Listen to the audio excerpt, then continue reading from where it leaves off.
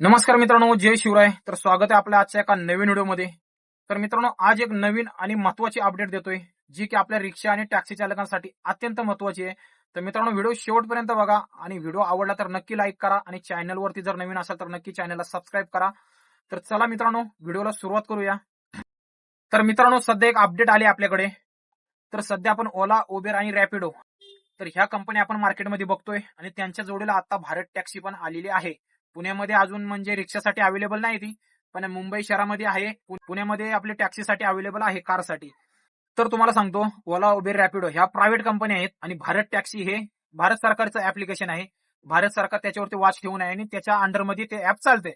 त्याचबरोबर आता महाराष्ट्र सरकारने ही याच्यामध्ये उडी घातलेली आहे आणि महाराष्ट्र सरकारने त्याची 2 नवीन ऍप लॉन्च केलेली आहेत. तर ती ऍप आता थोड्या दिवसात चालू होतील. त्याची सुरुवात मुंबईपासून होणार आहे आणि त्याच्यावरती सर्व नियंत्रण हे महाराष्ट्र सरकारचं राहणार आहे आणि महाराष्ट्र सरकारच्या नियंत्रणामध्ये सर्व सिस्टम चालणार आहे. महाराष्ट्र सरकारचं असं म्हणणं आहे की ओला, उबेर, रॅपिडो या कंपन्या त्यांच्या मनानुसार रेट ठरवतात. रिक्षा ड्रायव्हरला त्याच्या हक्काचा रेट देत नाहीत. त्यासाठी आपण ही 2 ऍप नवीन लॉन्च करतोय.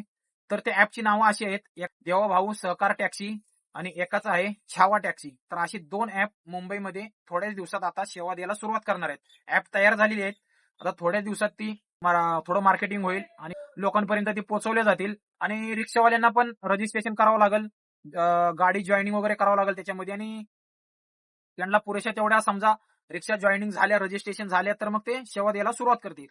त्यामागचा सरकारचा उद्देश असा आहे की या कंपन्या, ज्या प्रायव्हेट कंपन्या आहेत, त्या त्यांच्या मनाने रेट ठरवतात आणि त्या ड्रायव्हर लोकांची पिळवणूक करतात. मला सरकारला एकच मला विचारायचंय, कारण जे आता महाराष्ट्र सरकारने ऍप 2 लॉन्च करणार आहेत त्याच्याबद्दल मला सरकारला विचारायचंय. सरकारचं म्हणणं काय की आम्ही ऍप जी चालवणार आहे ती ना नफा ना तोटा या तत्वावरती चालवणार आहोत.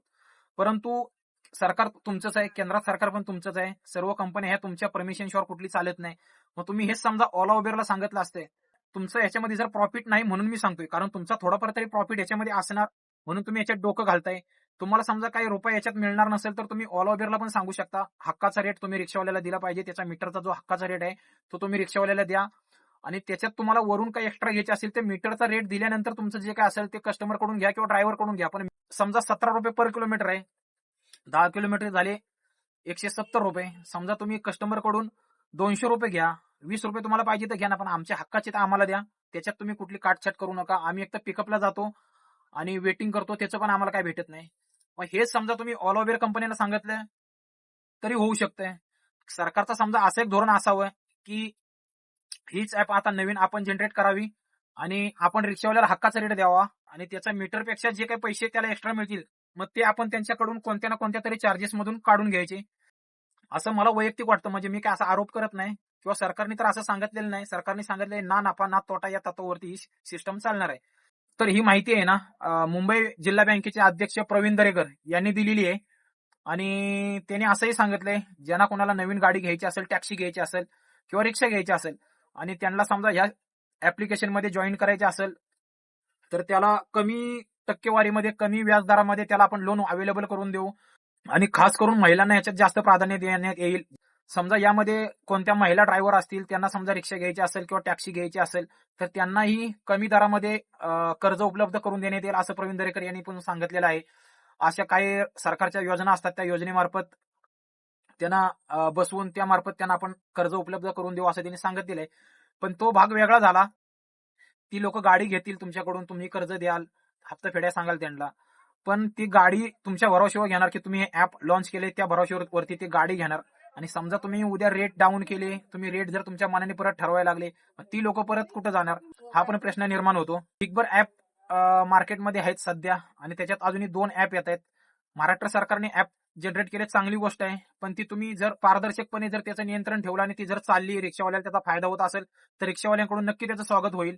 फक्त रिक्षावाल्याला हक्काचा रेट मिळाला पाहिजे एवढीच रिक्षावाल्यांची अपेक्षा आणि कारवाल्यांची अपेक्षा आहे. तुम्ही समजा पुन्हा पुन्हा परत त्याच्यात आणखीन काही छेडछाड करायला लागले, हा टॅक्स लावा, तो टॅक्स लावा, ही फी लावा, ती फी लावा, मग ओला, उबेर मध्ये आणि रॅपिडो मध्ये सारख्या कंपनीमधून आणि तुमच्यामध्ये काहीच फरक राहणार नाही. तर ऍप काढले ते चांगले आहे, फक्त रिक्षावाल्यांचा फायदा झाला पाहिजे, त्यांना त्यांचे हक्काचा रेट मिळाला पाहिजे एवढीच अपेक्षा आहे. तर मित्रांनो, ह्या ऍपवरती आपली प्रतिक्रिया ह्या व्हिडिओच्या कमेंटमध्ये नक्की कळवा आणि ही ऍप चालू शकतात का ते पण सांगा आणि हा व्हिडिओ जास्तीत जास्त आपल्या मित्रांना शेअर करा आणि एक लाईक नक्की करा आणि चॅनलवरती जर नवीन असेल तर नक्की चॅनलला सबस्क्राईब करा. धन्यवाद. जय महाराष्ट्र.